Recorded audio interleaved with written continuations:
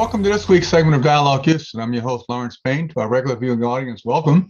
To those joining us perhaps for the first time here for ACC's TV Dialogue Houston, we can be found now every Tuesday and Thursday at 6 a.m. and again at 6 p.m. and on Saturday afternoons at 3 p.m.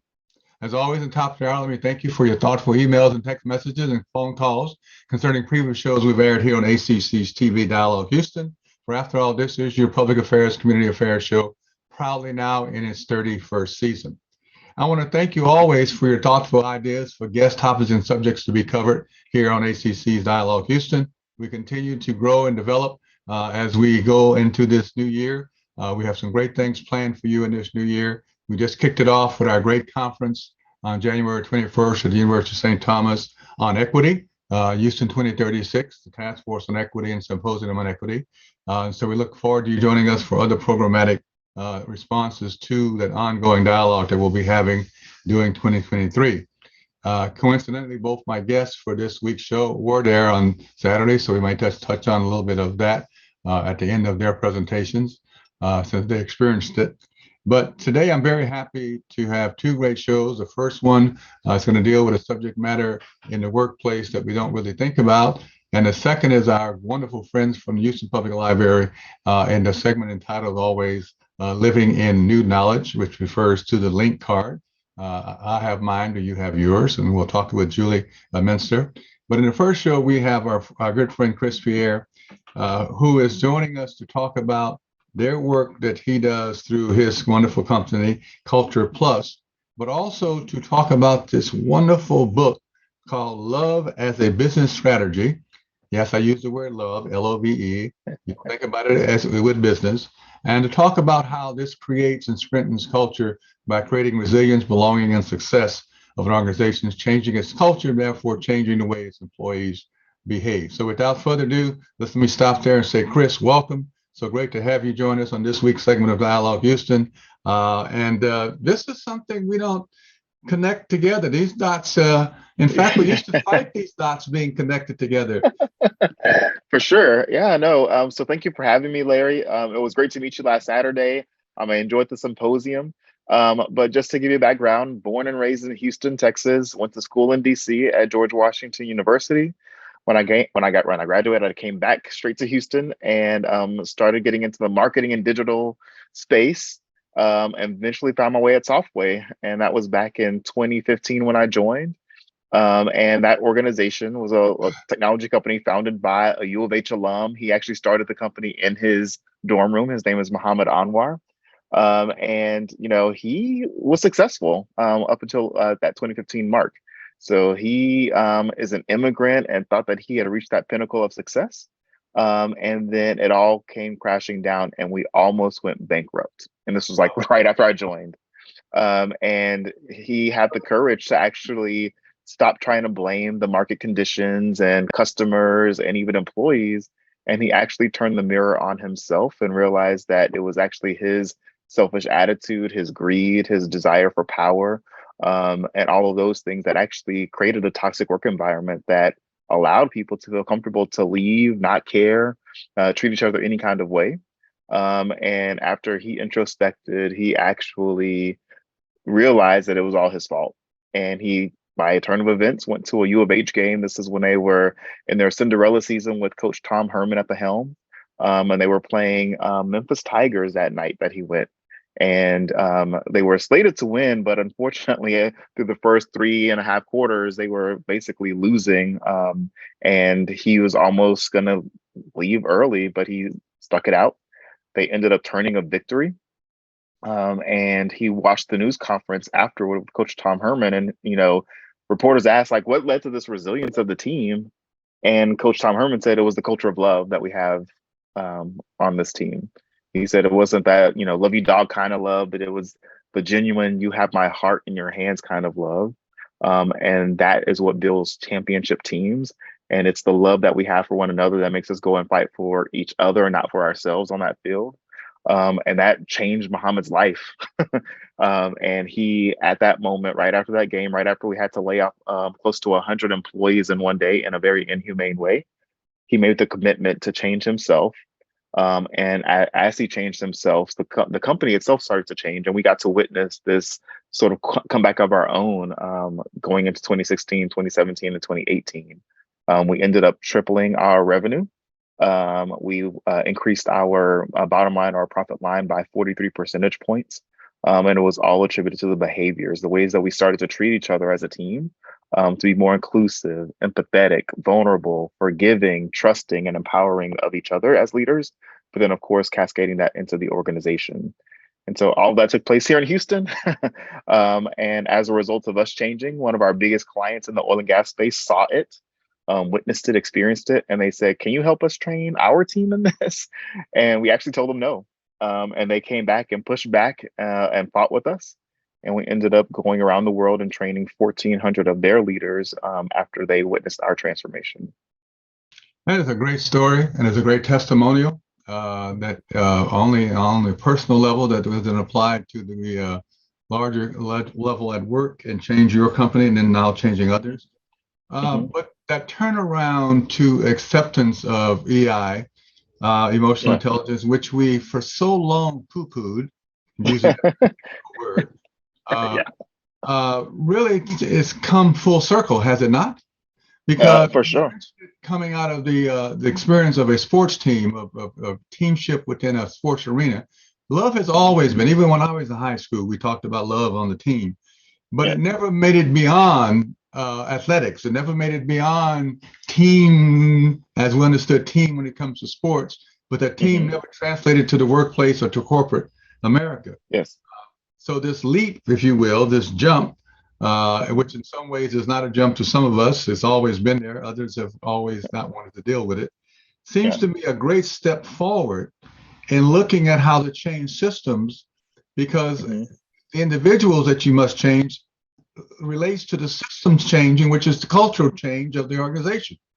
Yes, and that absolutely. takes time. That's hard. That's reform. Yes. And what we've learned is that when we talk about behaviors, we're talking about mindsets, attitudes, and communication. And a lot of leaders like to start at that layer where they're just talking about people, process, and tech. And when you talk about those systems, which are in that layer, they're actually built by humans. They don't just, magically erect on themselves, right? And so when you have people with the wrong mindset, with the wrong attitudes, and with the wrong communication, you end up creating processes that reinforce the biases, the discriminatory practices, the beliefs that have held, people back in many spaces and many places. And so we believe that starting at the behavior level, and helping people go to a growth mindset, looking at how to be influential in your attitude, and also understanding how you communicate matters, the words you use matter. That leads to changing policy, building systems that are not only sustainable, but also are inclusive, are empathetic, allow people to belong, and allow for their value to be seen, recognized, and appreciated no matter where they come from. And so in our organization, we started that work, and we changed our organization inside out. Yeah, words do matter. Part of this exercise, I think, is that the old adage is, don't tell me you love me, just show me you love me. Use words only if necessary, because we've tried so long, and I think that's why many D&I efforts have not worked and are failing. You're trying to change mindsets and you're trying to change hearts. It's really about changing behaviors. I can watch the behaviors, I can judge the behaviors, I can see the behaviors, I can experience the behavior change. Just telling me you love me doesn't do me any good. Absolutely. And I think we've tried to get away with that for so long. It wasn't reflective in any behavior change. It wasn't reflective in my job assignment or my paycheck or my equity. It wasn't just telling me and making a great statement doesn't do anything for anybody. Absolutely. And for us, we when we talk to leaders and clients, a lot of leaders want to invest, and they want to throw money at it and bring in the experts and the academics and everybody to come and just talk around the issue. But when it comes to changing the way a workplace behaves, when you talk about inclusion, you're asking people to change their core beliefs. You're asking people to change the way they show up in a room. And a lot of times leaders don't carve the time out to sort of invest in self. And leadership development is personal development. Like, let's be honest, it's not just learning management theory, time management, and all those things that you might think are what make a good leader. It's actually about who you are, who you are when you're stressed, who you are when you are, triggered, who you are when you are losing or not succeeding. Those are the things that your team sees and deals with. And then often, in many cases, they take that home, right? And so now you have a community impact because people are leaving the workplace tired, exhausted, Mhm. stressed, hurt, downtrodden, whatever the case may be. And of course, they don't have time to volunteer. Who's going to go and pick up, a shovel and go and support a local park cleanup, whatever? Like those kind of things get sort of deprioritized because everybody's dealing with the 8 hours they spent at the office in a toxic environment. Right. So is love the vehicle to, in a sense, restore and put restorative justice back into the workplace? And some say I, back, some say it never has been, so you can't put something back that never has been. Uh, yeah. but it's a process of active accountability, is it not? It's a process of interconnectedness. It's a process of connecting others. It's a process of increasing the agency of individuals so Mhm. they can have the capacity to do the things that you're expecting them to do. But it also seems to me that if the way you're describing this process, it's a way to get at the structural inequalities and systematic oppressions that have occurred in the workplace. Some obviously more for others, persons of color and women particularly, who've Mhm. experienced it to a deeper degree. But this is a way to get out at all of that, is it not? Yes. In fact, I believe that when I talk to organizations and they're talking about the isms, I say, if that be what you're trying to battle, I would say try and be an anti-arrogance organization. Because to me, all the isms are rooted in arrogance, right? And we don't Right. even get into intellectual arrogance and sort of the I know best and I know most and I know more. But when you try and become an anti-arrogant organization, that means that no one, regardless of role, title, history, pedigree, education, class, no one is better than anyone in an organization, which means that I, as a custodial engineer, can go and talk to the CEO and give him feedback. And he Right. should be able to receive that. And we should be able to make change because of that. And so, yes, we do see that there are systems that can fundamentally change if people re-engineer their mindsets, their attitudes, and their communication.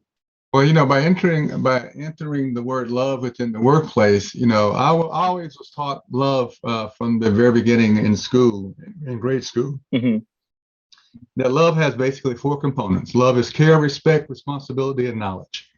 Care, respect, responsibility, and knowledge. Hmm. Say you love someone, then those four things come into play in a big way. Absolutely. But when you talk about applying it to the workplace, it's hard work because Hmm. workplaces are messy. It takes time. It's time consuming. You have to be really, really, really candor. Radical candor comes into place. Truth Hmm. telling. All those things we talk about. But the emotions that impact our lives in managing difficult people, many of whom don't want to hear what you're talking about, even in Yeah. this love environment. Yeah. How do you deal with that? So with skeptics, we really, understand where they're coming from. A lot of those people have been hurt or have been taught that you protect yourself because no one else is going to look out for you, right? So when you've been program programmatized to believe that you have to look out for yourself, no one is really out for you. The people that work next to you are your biggest competitors and your biggest threat. You condition yourself to not embrace, possibly working in Right. an environment where your leader actually has your best interest at heart, is thinking about you when they go to the table to make decisions. And so when we meet those skeptics, we actually try not to preach at them because we were bad too, right? We've done the mistakes, we've done those things. And so we know exactly where that comes from. And we try and share our story empathetically in a way that helps them see we actually saw changes and we did small steps. We don't believe in 90-day plans. We don't believe in those sort of big commitments. We try and get people like just try this one thing. So think of someone who you appreciate or who you feel helped you out in one moment last week and just write them a note. Right. Right. That's it. You don't have to say love. You don't have to do anything but just thank them. Just express your gratitude and see what happens. And typically, when we've gotten the skeptic or the person who doesn't feel like this is going to work when they do it, and the reaction they receive from the person they did that special thing for, express gratitude to, we then want to sort of seek that again, Right. right?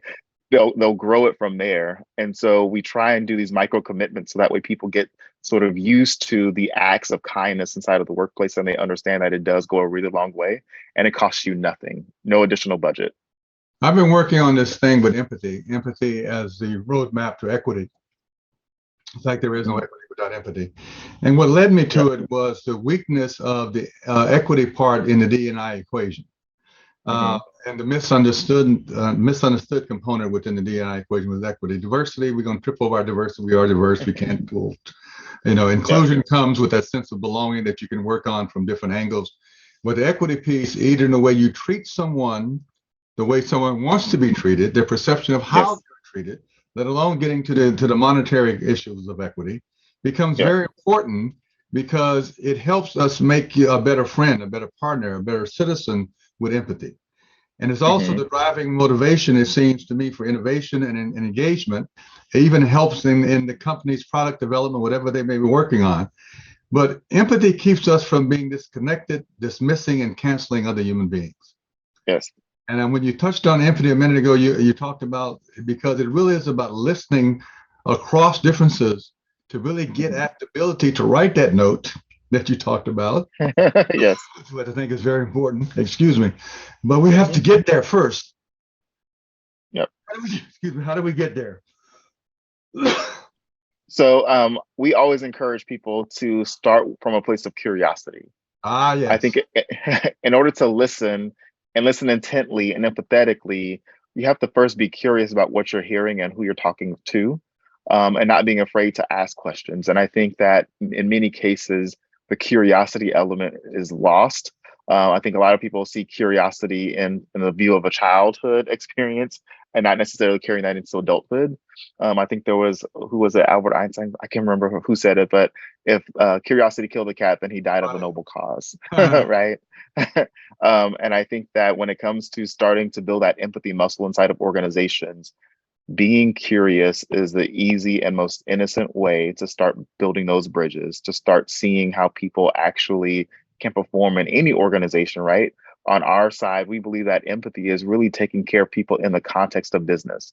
We're not Uh, talking about sympathy where we're disregarding all the other goals and things that need to be accomplished and just letting people do whatever they need, or, take whatever time they need without considering, the things that are needed in the business.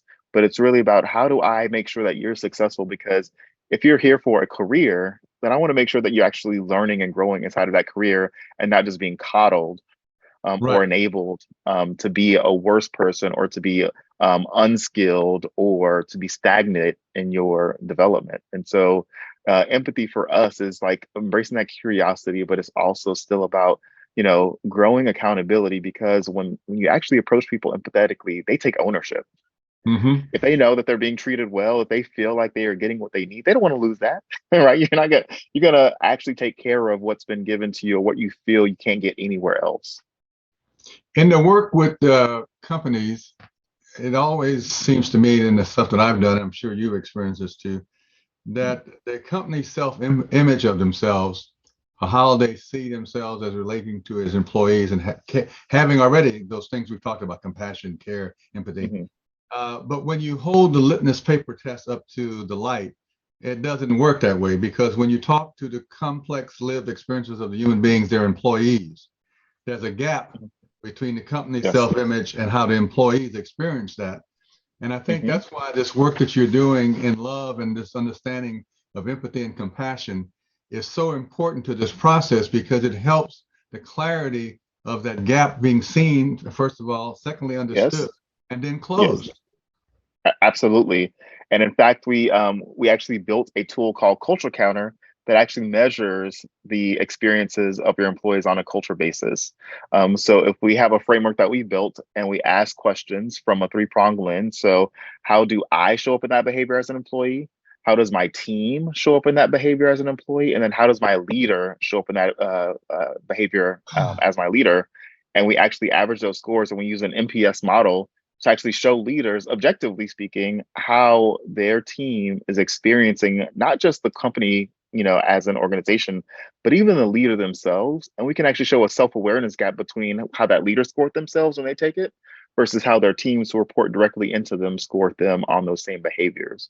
So we're able to show the dissonance that they may Right. not be able to see, or that nobody's going to go and tell them to their face and say like, hey, Exactly. you actually have a pretty big, you think you're inclusive, right? And let's talk about that, because it doesn't mean that your intent is not there, but Right. your impact is still showing up in a different way, right? And just like we don't intend to rear end anybody when we get on the road, but when we do, we still have to deal with the impact. Yeah. And Well, so I've seen that gap to be very, very wide. it can be The very aha wide. Yeah. moment that a chief executive has or the leader has when you expose them to it in a loving, gentle way with empirical data is Mhm. always an eye opener. Yes. And we've had some great sort of stories around the changes that leaders have started to make personally after getting that data, who take it seriously, who see it as like, Yeah. oh, this is like, I know now where to target, because we can show them this specific behavior that their team is sort of calling them out on versus just a general engagement where I'm disengaged, but you don't know why. We Hmm. actually say like, they don't feel empowered. Like, let's talk about how you feel you're empowering today and what can be done differently. So we can give them very targeted tactics to try and to behave differently in, versus just try everything and see what sticks. Where do you think this is headed in the workplace, particularly now since you have half of your population of employees working from home and perhaps half in the office? This chance to interact with each other face to face, eyeball to eyeball, is so important in developing of the relationships we're talking about. Relationships built Yes. on mutual trust and respect, and getting to nurture those relationships. Is it more difficult in the virtual world to do this type of work without having the ability to be in contact with your fellow human being?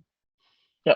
I would use different than difficult. And the reason being is that, we actually haven't had a workplace revolution since the Industrial Revolution. So all of our theories, everything that we've been taught in terms of how do we operate, are still based in the Industrial Revolution sort of Hmm. start and practices. And so what we've been learning, and even our organization, we're still hybrid. We still have, days where we do not go in. We have a small office we downsized during the pandemic. And for us, the big difference is intentionality when you're talking about introducing a virtual component. When you were in the office and when you had sort of the ability to have collision, so to speak, in the office, you didn't have to be intentional about going to seek people out because you saw them.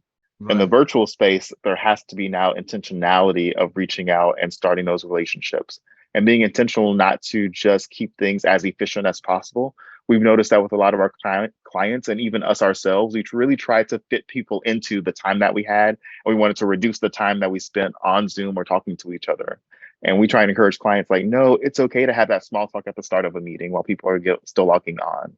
That is where community gets built. That's where relationships get built. And when we try and reduce that because we feel we're being inefficient, we actually are chipping away at the culture we need to build, virtually speaking. In the divided nation that we live in, with divided society, socially, economically, politically, somewhat even spiritually, uh, Mhm. this component of getting at these issues also seems to me is an aid toward democracy Mhm. and helping other human beings have a compassion, understanding with equity and clarity of their own intentions toward the other human being and that old thing, living and working and walking in somebody else's shoes, cannot help but get this impasse that we have between the us and them, and you can define us and them in many different categories in many different ways, Mhm. to become more united in our understanding of the interconnectedness, interdependency, interrelationships that we have and must have going forward, whether it's in the Yes. workplace, whether it's in the community, whether it's in our democratic process. Because if not, we're heading down a slippery slope that only leads to failure. Absolutely. And we actually have had this conversation about the polarity that exists in the workplace and societies across the pond, so to speak. And the one thing that is universal is love. No matter where you grew up, no matter whether you had it or didn't have it, everyone has either experienced it or wanted to experience it at some point in their life. And so having this common stage, so to speak, around love and the idea that we are all human and everybody wants to show up and be treated well. Everybody wants to show up and be respected. Everybody wants to show up and know that their value and their contributions are being considered. to me is universal. And so when we go into organizations, that actually unifies the team because everybody wants that. There's not one person, whether you're the CEO, whether you're the intern, everybody wants that same experience and everybody seeks that same experience. It's just that sometimes when we get into our later years, when we get into our successes, we downplay that because we feel like, oh, well, we got this far without it. Why do we need it now? Right. But unfortunately, these younger generations that are coming through the workplace are actually expecting a workplace that centers the value of the human and not just the profits that they bring. Well, if love can be the revolution that I think it can be, both in society, in the workplace, and in community, and bring the changes we need for this oneness of understanding of our common humanity, working toward common goals, then it has to happen because nothing else has seemed to work. If love is the answer, I think there's a song in there somewhere. Uh, Yes. then, uh, then it must be clearly understood.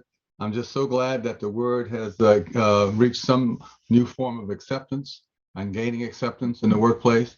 I know others still think it's not the word to use in the workplace because it's not a hard word. It's not a Yeah. solid word. It doesn't have clear meaning. It's left open for conjecture and definitions on people's own terms. And we don't like that. We like to have a clear, a clear path that everybody follows without asking any questions. And the Yes. old way. But I thank you for your time today. We're going to have to pick this up and probably even get some more people involved in this discussion. Maybe we'll do a panel next time Absolutely. and really dive deeply in this. But I thank you, Chris. I think you're really onto something here. I think it's going Thank to you. work. I'll have a couple of quick closing comments and then we'll move forward. So thank you for Perfect. being on Dialogue Houston this week, and we look forward to picking up this conversation at a later date. Thank you so much, Larry. It was great. I appreciate the invite.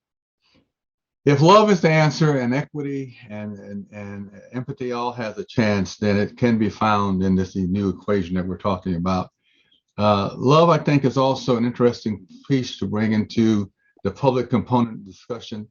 Uh, Doing good for oneself, but also for others, is what we've always tried to hold up.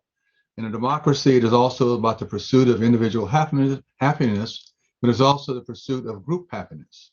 And group happiness has a lot to do with this connotation of understanding love.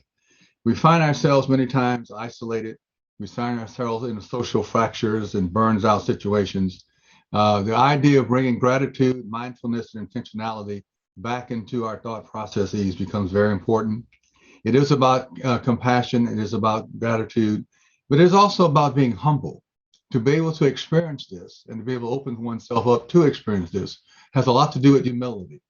And as we talked about love, we're really talking about we're really talking about love in very specific ways. Unconditional love is a big part of this as we go forward and understanding that. And so this idea of looking at love that helps us to become healthier, happier, wiser people who exercise wisdom and care and compassion and understanding. We all want a sense of control over our lives. We all want to be guided by meaning and purpose. We all want to be connected with other people. And this is a way to help us understand and how to get there. This is really that old adage about light. Light can definitely get rid of darkness. We bring more light, we bring more clarity, more understanding, more compassion, and more empathy to this discussion. We'll all be better off as human beings, as citizens, and our democracy will definitely be better. I have to get out of here for now. Until we come together another time for Dialogue Houston, thank you for joining us. As always, until then, be well, be safe, peace, power, and love.